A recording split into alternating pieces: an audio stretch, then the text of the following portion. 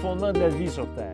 Littéralement fasciné par cet élément mystérieux et calmant, tous les êtres humains aiment jouer avec l'eau. La création d'un jardin d'eau permet le rapprochement entre l'humain et la nature. Et si vous voulez, dans votre jardin, avoir un petit jardin d'eau, sans avoir à fabriquer une structure qui est complexe, qui est coûteuse et qui est difficile à entretenir, ce que je vous suggère, c'est de tout simplement installer un jardin d'eau miniature comme celui-ci.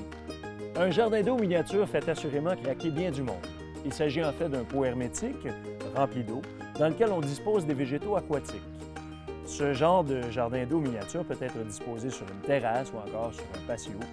Et les plantes aux feuilles immergées, comme le papyrus, le colocasia, vont être laissées dans leur pot et vont être disposées dans l'eau directement, soit sur des pierres ou des briques pour qu'ils soient un peu surélevés. Par contre, les plantes flottantes, comme la salvinia, la jacinthe d'eau, elles peuvent flotter librement à la surface de l'eau.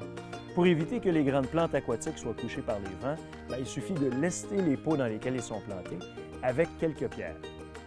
Afin que les plantes aquatiques qui composent votre jardin d'eau miniature soient en santé et que l'eau ne s'évapore pas trop rapidement, évidemment, il est essentiel que votre jardin d'eau reçoive 5 à 6 heures de lumière par jour et qu'il bénéficie aussi d'ombrage durant une partie de l'après-midi.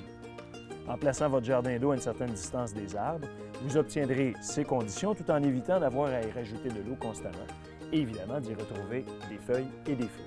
Vous pouvez certainement créer vous-même votre propre jardin d'eau miniature, mais si vous croyez que les travaux sont hors de votre portée, n'hésitez pas à confier le soin à un maître paysagiste de le faire pour vous et soyez en vacances dans votre cour.